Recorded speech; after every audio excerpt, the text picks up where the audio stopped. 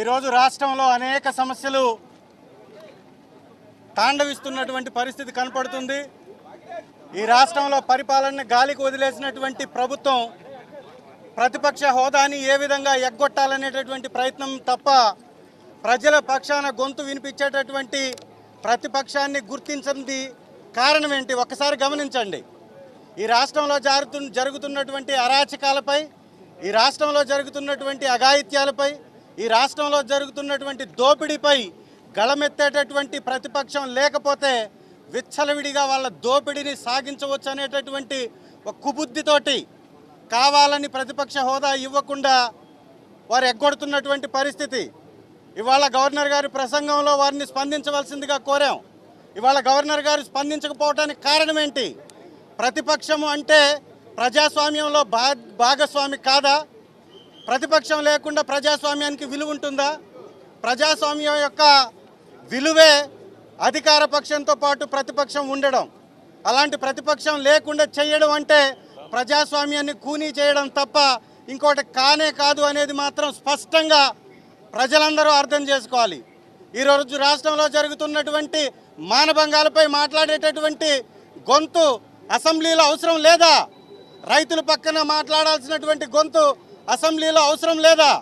రైతులకి గతంలో 20 క్వింటాళ్ళు ఎకరానికి వచ్చి 24,000 రూపాయలు కింటాకి మద్దతు ధర ఉన్న చోట దాదాపు సగం దిగుబడి వచ్చి సగం రేటుకు పడిపోయినా కూడా వారి వైపున మాట్లాడడానికి, అసెంబ్లీ సాక్షిగా మాట్లాడడానికి ప్రజాపక్షమైనటువంటి ప్రతిపక్షం ఉండాలా లేదా? మరి ఇంత సమయం కావాల్సి ఉంటే ఈ సమయాన్ని ఇవ్వకుండా కేవలం మీ యొక్క అధికార మదంతో ప్రతిపక్షం యొక్క గొంతుని తొక్కివేసే ప్రయత్నం చేస్తుంది. ఇది సమంజసమేనా? ఇది ధర్మమేనా? ఈ రాష్ట్రంలో అసలు ప్రజాస్వామ్యం ఉందా? ఈ ప్రజాస్వామ్యాన్ని కాపాడాల్సినటువంటి బాధ్యత గవర్నర్ గారికి లేదా? గవర్నర్ గారు కూడా ఆలోచించాలి, వారి బాధ్యతని గుర్తించాలి, ప్రతిపక్షం యొక్క పాత్రని గుర్తించాలి. ప్రతిపక్షం లేకపోతే ఈ రాష్ట్రంలో ప్రజాస్వామ్యం ఉండదు అనేది గవర్నర్ గారు కూడా గమనించాలి. కేవలం అధికార పక్షానికి అండగా నిలబడడం కోసం గవర్నర్ గారికి ఆ పదవి రాలేదు. ప్రజల పక్షాన నిలబడడం కోసం మాత్రమే గవర్నర్ గారికి ఆ పదవి ఉంది. గవర్నర్ గారు కూడా దాన్ని గుర్తించాలి. మేము ఎంత పోరాటం చేసినా అసెంబ్లీ సాక్షిగా ప్రతి సమస్యని మాట్లాడేటప్పుడు ఉండేటటువంటి విలువ బయట మాట్లాడితే ఉండదు అనేది మీరు చెప్పేది నిజమైతే ఆ మాట్లాడాల్సినటువంటి వేదిక మీద మాకు తగినటువంటి సమయం ఇవ్వాలా లేదా? మీరు కూడా ఆలోచించాలి.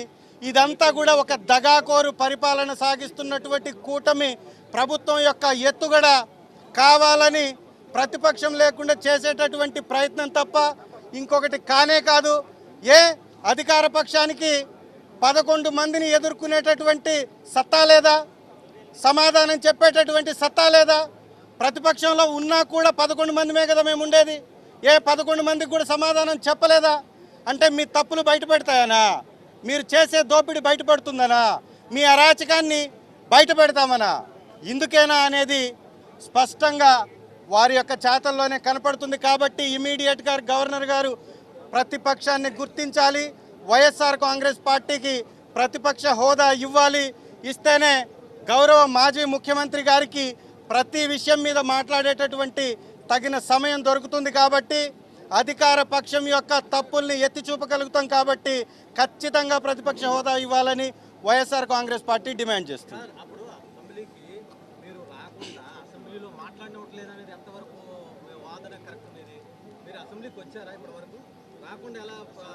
మీరు బహుశా ఫాలో అవ్వట్లేదు. 2 సార్లు అసెంబ్లీకి వచ్చాం, 2 సార్లు గవర్నర్ గారిని మేము రిక్వెస్ట్ చేశాం. వారు కనీసం స్పందించాలా లేదా? కోర్టులో వేసిన దాని మీద స్పీకర్ గారు స్పందించి వారి వివరణ ఇవ్వాలా లేదా? ఇదే ప్రశ్న వారిని మీరు ఎందుకు అడగట్లేదు? ఇదే ప్రశ్న ఎందుకు వేయట్లేదు? ప్రజాస్వామ్యంలో ప్రతిపక్షం ఉండాలా లేదా? మీరు చెప్పండి. వాళ్ళ మీరు అంటున్నారు 41% ఓటింగ్ ఇచ్చారు ప్రజలు. ఇది ప్రతిపక్షానికి అర్హత కాదా? ప్రజాస్వామ్యంలో ఓటే ముఖ్యం. మీకు ఓటు తెలియకుండా, ఓటు విలువ తెలియకుండా 6%, 7% వచ్చినటువంటి వ్యక్తుల్ని మీ పక్కన కూర్చొని పెట్టి డిప్యూటీ చీఫ్ మినిస్టర్లుగా కూర్చొని పెట్టి ప్రజాస్వామ్యాన్ని కూనీ చేస్తూ పిఏసీ చైర్మన్ పద్దుల శాఖను కూడా అధికార పక్షం తీసుకొని అనుభవిస్తుందంటే ఇంతకు మించినటువంటి దగా ఉందా? ఇంతకు మించినటువంటి దుర్మార్గం ఉందా? ఎప్పుడైనా అధికార పక్షం పిఏసీ చైర్మన్ తీసుకుందా? చరిత్ర ఉందా? పక్కనున్నటువంటి రాష్ట్రాలలో కూడా దేశాలలో కూడా పిఎస్సి చైర్మన్ ప్రతిపక్షానికే ఇస్తారు కదా, మరి ఇక్కడ ఎందుకు గుంజేసుకున్నారు? ఉన్నారా ప్రతిపక్షం? ఇంకొక పార్టీ ఉందా? శాసనసభలో ఇంకొక పార్టీయే ప్రతిపక్షంలో లేనప్పుడు, ఉన్నటువంటి పార్టీలన్నీ అధికార పక్షంలోనే ఉన్నప్పుడు ప్రతిపక్షం ఎవరు? మరి ఎవరిని మీరు గుర్తిస్తారు ప్రతిపక్షంగా? కాబట్టి ప్రజాస్వామ్యవాదులందరూ కూడా దీని మీద తిరగబడాలి, ప్రభుత్వాన్ని నిలదీయాలి. అందరికీ నమస్కారం. అసలు ఈ రాష్ట్రంలో ప్రజాస్వామ్యం నడుస్తుందా, నిరంకుశత్వ పాలన నడుస్తుందా అర్థం కావట్లేదు. ఉన్నవి 4 పార్టీలు, అందులో 3 పార్టీలు అధికార పక్షంలో ఉన్నాయి. మిగిలిన వైఎస్ఆర్ కాంగ్రెస్ పార్టీకి ఎందుకో ప్రతిపక్ష హోదా ఇవ్వరు. అసలు దేశ చరిత్రలో కానీ మిగతా రాష్ట్రాల్లో ఎక్కడైనా ప్రతిపక్షం లేని అసెంబ్లీ ఉంటుందా? అది ఆంధ్రప్రదేశ్లో మాత్రమే కనిపిస్తూ ఉంది. అసలు ఢిల్లీలో ఒకసారి 3 బీజేపీ ఎమ్మెల్యేలు ఉంటే వాళ్ళకి ప్రతిపక్షం హోదా ఇచ్చారా లేదా? మరి ఆంధ్రప్రదేశ్లో ఎందుకు ఇవ్వట్లేదు? వీళ్ళకి భయం. 9 నెలల్లోనే ఈ ఆంధ్రప్రదేశ్ రాష్ట్ర ప్రజల జీవితాలు తలక్రిందులు అయిపోయాయి. ఎంతో నమ్మి ఓట్లేశారు. ఆ ప్రజలే చెప్తూ ఉన్నారు, ఈరోజు నిరుద్యోగులైతే వాళ్ళ చెప్పులతో వాళ్ళు కొట్టుకొని ఇలాంటి ప్రభుత్వానికి ఎందుకు ఓటేసాంరా దేవుడా అని బాధపడే పరిస్థితులు తీసుకొచ్చారు. మహిళలు మోసం చేశారు, రైతులు మోసం చేశారు, నిరుద్యోగులు మోసం చేశారు, ఉద్యోగస్తులు మోసం చేశారు, చిన్నపిల్లల్ని మోసం చేయడం జరిగింది. అలాగే అన్ని రకాలుగా ప్రజలు మోసం చేశారు. ఇంకోవైపు ధరలు పెంచేశారు. సూపర్ 6 హామీలు అని చెప్పి ఏ ఒక్కటి కూడా నెరవేర్చలేదు. ఈరోజు తీసుకుంటే 15,000 కోట్ల రూపాయలు విద్యుత్ భారం ప్రజల మీద వేయడం జరిగింది. రిజిస్ట్రేషన్ ఛార్జెస్ భారం పెంచేయడం జరిగింది. నిత్యావసర సరుకుల ధరలు అయితే 60% పెంచడం ఈ కూటమి ప్రభుత్వం అధికారంలోకి వచ్చాక జరిగింది. ఇన్ని రకాలుగా ప్రజల మీద భారం మోపారు. ఇన్ని సమస్యలు ఉన్నాయి ఈ రాష్ట్రంలో. వీటన్నిటి మీద కూడా ప్రతిపక్షంగా మా పార్టీ ప్రశ్నిస్తాదని భయపడి వీళ్ళు ప్రతిపక్ష హోదా వైఎస్ఆర్ కాంగ్రెస్ పార్టీకి అసెంబ్లీలో ఇవ్వట్లేదు. అలాగే మేము కోర్టులో వేసాం, పిటిషన్ వేయడం జరిగింది. న్యాయంగా 40% ఓట్ షేర్ ఉన్న మా పార్టీకి ప్రతిపక్ష హోదా ఇవ్వాలి అని చెప్పి దానికి కనీసం కౌంటర్ కూడా దాఖలు చేయట్లేదు స్పీకర్ గారు. అంటే ఎంత అన్యాయంగా వ్యవహరిస్తున్నారో అర్థం చేసుకోవచ్చు. కాబట్టి ఖచ్చితంగా ప్రతిపక్ష హోదా మా పార్టీకి రావాలి.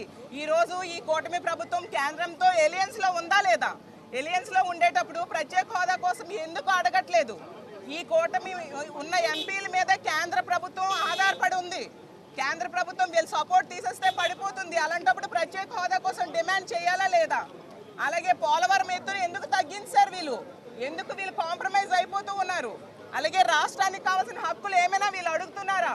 వీటన్నిటి మీద కూడా ప్రతిపక్ష పార్టీగా వైఎస్ఆర్ కాంగ్రెస్ పార్టీ అసెంబ్లీలో అడుగుతుందని భయపడి ఈరోజు మీరు ప్రతిపక్ష హోదా మా పార్టీకి ఇవ్వట్లేదు.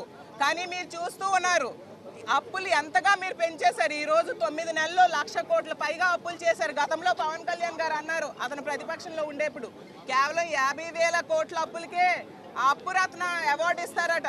మరి ఇప్పుడు అధికారంలో ఉండి వాళ్ళు 9 నెలల్లో 1,00,000 కోట్ల పైగా అప్పులు చేశారు. మరి చంద్రబాబు నాయుడు గారికి కూడా అప్పురత్న అవార్డు ఇవ్వాలి కదా. అలాగే అన్ని రకాలుగా ప్రజల్ని నెట్ట నిలువుగా మోసం చేశారు. మహిళలకి రక్షణ లేదు, చిన్నారులకి రక్షణ లేదు. డిఎస్సి అని చెప్పారు, ఒక్క ఉద్యోగం కూడా తీయని పరిస్థితి. గతంలో జగన్మోహన్ రెడ్డి గారు అన్ని పథకాలు ప్రవేశపెడితే అవి ఏవి కూడా అమలు చేయకుండా ఈరోజు కొత్త పథకాలు చేస్తామని చెప్పి అవి కూడా ఇవ్వకుండా నెట్ట నిలువుగా మోసం చేశారు. కాబట్టి వీటన్నిటి మీద ప్రశ్నిస్తామని భయపడి ఈ విధంగా చేస్తూ ఉన్నారు. ఖచ్చితంగా వైఎస్ఆర్ కాంగ్రెస్ పార్టీకి ప్రతిపక్ష హోదా ఇవ్వాలి, అది న్యాయబద్ధంగా ఇవ్వాల్సిన అవసరం ఉందని తెలియజేస్తూ ఖచ్చితంగా ప్రతిపక్ష హోదా ఇచ్చేంత వరకు మేము పోరాటం చేస్తాం. అలాగే కౌన్సిల్లో కూడా ఈ సమస్యలన్నిటి మీద కూడా ప్రజల తరపున మేము పోరాటం చేస్తాం. మా ప్రతిపక్ష పార్టీ గొంతు నొక్కి ప్రజల గొంతు నొక్కాలని చూస్తూ ఉన్నారు. కానీ ప్రజల తరపున మా పార్టీ ఎప్పుడు పోరాటం చేస్తుందని తెలియజేస్తూ సెలవు తీసుకుంటున్నాను. ఒక్క నిమిషం